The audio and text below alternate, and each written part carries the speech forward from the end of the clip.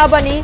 ભીષણ આગ લાગી અને આસપાસની ફેક્ટરીમાં પ્રસરે તેવી શક્યતા પણ સેવાઈ રહી છે। હાલમાં આગને કાબૂમાં લેવાના પ્રયાસો હાથ ધરવામાં આવી રહ્યા છે। લાકડા તેમજ લાકડાનો સામાન હોવાથી આગ વધુ પ્રસરી ગઈ છે। આગની ઝપેટમાં બાઇક, ગેરેજ તેમજ લાઠી પણ આવી ગઈ છે। આગથી બાઇકો પણ બળીને ખાખ થઈ ગઈ છે।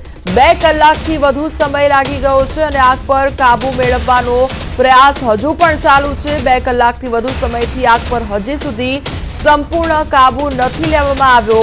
ઊંઝા, પાટણ, વિસનગર ઓએનજીસીના ફાયર ફાઇટરના આગ પર કાબુ મેળવવાના પ્રયાસો હાથ ધરવામાં આવી રહ્યા છે। તો મહેસાણાની આ ઘટના કે જ્યાં આગ લાગવાની ઘટના બની છે। ઊંઝા હાઈવે પર આવેલી ફેક્ટરીમાં ભીષણ આગ લાગી છે। લાકડા તેમજ લાકડાનું મટીરીયલ હોવાને કારણે આગ પ્રસરતી જઈ રહી છે। ઊંઝા હાઈવે પર આવેલી લાટીમાં સવારથી જ આગ લાગવાની ઘટના બની છે। આગ એટલી ભયંકર હતી કે બાજુમાં આવેલું જે ગેરેજ હોય છે તેમાં પણ આ આગ હોય છે તે લાગી ચૂકી છે। તમે જોઈ શકો છો સવારથી જ જે ફાયર ફાઇટર હોય છે તે ઘટના સ્થળે પહોંચી અને આગ પર જે કાબુ મેળવવાના પ્રયત્નો કરી રહ્યા છે, પરંતુ હાલમાં સવારથી જે લાગેલી આગ હોય છે હજી સુધી કાબુ મેળવી શક્યા નથી। લાટી એમાં લાગેલી આગ હોય છે તે બાજુમાં રહેલા ગેરેજમાં પણ પસરી ચૂકી છે। હજુ પણ જે ડર હોય છે તે લાગી રહ્યો છે, કારણ કે જે આગ લાગેલી છે તેના બાજુમાં અસંખ્ય જે લાકડા હોય છે, લાકડા પડેલા જોવા મળી રહ્યા છે, એટલે કે જે લોકો હોય છે તેમાં ભય છે, બાજુમાં જે લાઠીવાળા છે તેમાં પણ ભય જોવા મળ્યું છે। તો બાજુમાં સંપૂર્ણ જે બળીને ખાખ થઈ ગયું હોય તેવી પરિસ્થિતિ જોઈ શકાય છે। જે ગેરેજ હોય છે તે સંપૂર્ણ બળીને ખાખ થઈ ગયું છે। બાજુમાં આગ લાગી હતી તેના કારણે ગેરેજમાં આગ લાગી છે અને હાલમાં જે ગેરેજ હોય છે સંપૂર્ણ જે બળીને ખાખ થઈ ગયું છે।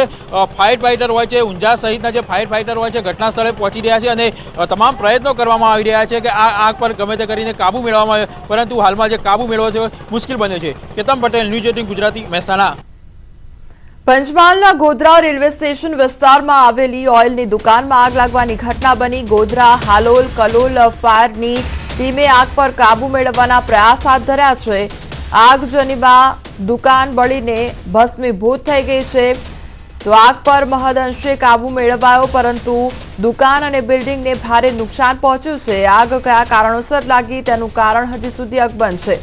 તો ઓઇલની દુકાનમાં આગ લાગવાની ઘટના બની અને આગ પર અત્યારે મહદઅંશે કાબુ મેળવી લેવામાં આવ્યો છે, પરંતુ કયા કારણોસર આગ લાગવાની ઘટના બની હતી તેને લઈને હજુ પણ તપાસ કરવામાં આવી રહી છે। સંવાદદાતા રાજેશ અમારી સાથે જોડાઈ ગયા છે। રાજેશ, આગ લાગવાની ઘટના અત્યારે કયા પ્રકારની પરિસ્થિતિ જોવા મળી રહી છે?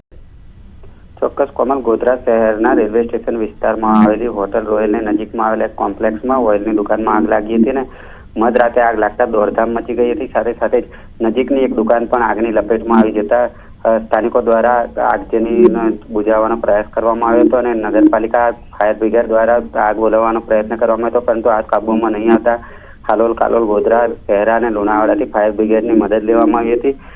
વહેલી સવાર સુધી જે આગ છે તેના પર કાબુ મેળવી શકાયો નહોતો, જેના બાદ જેસીબી મશીન વડે દુકાનની દિવાલો તોડવામાં આવી હતી અને ત્યારબાદ આગ ઉપર કાબુ મેળવવામાં આવ્યો છે। હાલ આગ ઉપર સંપૂર્ણ કાબુ મેળવી લેવામાં આવ્યો છે, પરંતુ આગ કયા કારણોસર લાગી તે જાણી શકાયું નથી અને આગજનીમાં દુકાનનું જે સંપૂર્ણ બિલ્ડિંગ હતું તે ભસ્મીભૂત થઈ ગયેલું હાલ જોવા મળી રહ્યું છે। જી રાજેશ, સમગ્ર માહિતી બદલ આપનો આભાર। સમાચારમાં આગળ વધીએ તો ગાંધીનગરમાં પ્રદેશ ભાજપની પાર્લામેન્ટરી બોર્ડની બેઠકનું આયોજન કરવામાં આવ્યું છે। મુખ્યમંત્રીના નિવાસસ્થાને પાર્લામેન્ટરી બોર્ડની બેઠક મળશે। સીએમ ભૂપેન્દ્ર પટેલ અને CR પાટીલની અધ્યક્ષતામાં આ બેઠકનું આયોજન કરવામાં આવ્યું છે। જૂનાગઢ મનપાના મેયર તેમજ ડેપ્યુટી મેયરના નામ અંગે મંથન કરવામાં આવશે। 66 નગરપાલિકા પ્રમુખ તેમજ 3 તાલુકા પંચાયતના પ્રમુખો અંગે મંથન થશે। આવતીકાલે નામોની જાહેરાત કરવામાં આવશે।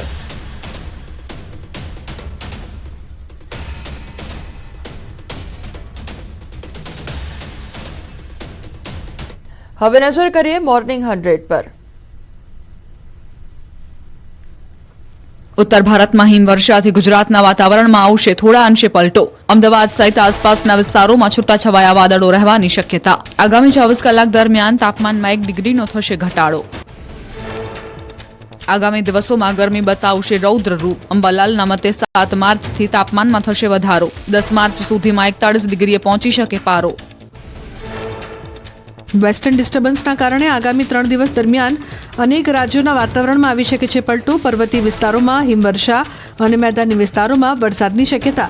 ભારતીય હવામાન વિભાગે કરી આગાહી.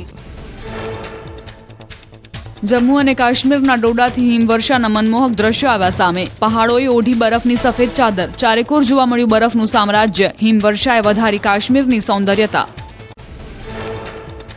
તાજેતરમાં થયેલી ભારે હિમવર્ષાથી પિથોરાગઢમાં ચીન સરહદ સાથે જોડાયેલ વિસ્તાર બરફથી ઢંકાયો. સ્નોફોલથી સરહદને જોડતા રસ્તા થયા બંધ. વહીવટીતંત્રએ જેસીબીની મદદથી બરફ હટાવવાની કામગીરી કરી. કુલુના ગ્રામ્ય વિસ્તારમાં વરસાદ, હિમવર્ષા અને ભૂસ્ખલનથી જનજીવન પર માઠી અસર. તાજેતરની કુદરતી આફતથી પ્રશાસને બંધ રોડ રસ્તાનું સમારકામ હાથ ધર્યું. રોડ બંધ થતાની સાથે કારની કતારો જોવા મળી. ઉત્તરાખંડના ચમોલીમાં થયેલા પ્રચંડ હિમપ્રપાત બાદ બચાવ કામગીરી પૂર્ણ. ગુમ થયેલા 4 કામદારોના મૃતદેહ મળી આવ્યા. સેનાના 7 હેલિકોપ્ટર, એક ખાનગી કંપનીનું હેલિકોપ્ટર રાહત અને બચાવ કામગીરીમાં સતત રોકાયેલું હતું. પાટણમાં વિદ્યાર્થીએ ચાલુ પરીક્ષાએ રેલ બનાવી. બાસ્પાની Maharshi Dayanand Saraswati arts and commerce કોલેજની ઘટના. વિદ્યાર્થીએ રીલ બનાવી સોશિયલ મીડિયા પર કરી અપલોડ. વિદ્યાર્થી નેતા યુવરાજસિંહ જાડેજાએ શિક્ષણ વિભાગની પગલાં લેવા માંગ કરી. ખંભાળિયામાં શ્રીનાથજીમાં હવેલીમાં સેવા પૂજા કરતા પરિવાર પર હુમલો. 4 વિધર્મી યુવકોએ પરિવાર પર હુમલો કર્યાનો આક્ષેપ. હવેલીમાં ધાર્મિક ઉત્સવ નિમિત્તે ફટાકડા ફોડતો લોકો પર હુમલો કરતા 2 લોકો ઘાયલ થયા. શ્રીનાથજીની હવેલી ખાતે ચુસ્ત પોલીસ બંદોબસ્ત. અમદાવાદમાં યુવકને અમેરિકાથી ડિપોર્ટ કરવામાં આવ્યો. ખોટા નામથી પાસપોર્ટ બનાવી અમેરિકા પહોંચ્યો હતો. યુવક મુસ્લિમ નામ ધારણ કરીને અમેરિકા પહોંચ્યો હતો. કલોલના જિગ્નેશ પટેલે મુસ્લિમ નામથી પાસપોર્ટ કઢાવ્યો હતો. અમદાવાદ એસઓજીએ શરૂ કરી તપાસ. મહેસાણા ઊંઝા હાઈવે પર ફેક્ટરીમાં ભીષણ આગ લાગી. વુડન મટીરીયલ બનાવતી ફેક્ટરીમાં આગ લાગી. લાકડાનો સામાન હોવાથી આગ વધુ પ્રસરી. આગને કાબૂમાં લેવાના પ્રયાસો. પંચમહાલના ગોધરા રેલવે સ્ટેશન વિસ્તારમાં આવેલી ઓઇલની દુકાનમાં આગ. ગોધરા, હાલોલ અને કલોલ ફાયરની ટીમે આગ પર કાબૂ મેળવવાના પ્રયાસ કર્યા. દુકાન અને બિલ્ડિંગને ભારે નુકસાન. આગ લાગવાનું કારણ અકબંધ. ગાંધીનગરના કુડાસણ ખાતે ચાલુ બાંધકામ સાઇટ પર ભેખડ ઘસી પડી. શુકનાએ ફ્લેટની પાછળ ચાલી રહેલ બાંધકામ સાઇટ પર ભોયરાના ખોદકામ દરમિયાન બની ઘટના. શુકનાએ ફ્લેટના 2 બ્લોક્સની કોમન વોલ પણ જમીન સાથે ઘસી પડી. બિલ્ડર બાંધકામ વિકાસ પરવાનગી સ્થગિત કરાઈ. ગીર સોમનાથના કોડીનારના સરખડી ગામે કૂવામાં ખાબકેલા દીપડાનું કરાયું રેસ્ક્યુ. જામવાડા વન વિભાગની ટીમે કલાકોની જહેમતે રેસ્ક્યુ કરી પાંજરે પૂર્યો. જામવાડા એનિમલ કેર સેન્ટર દીપડાને લઈ જવામાં આવ્યો.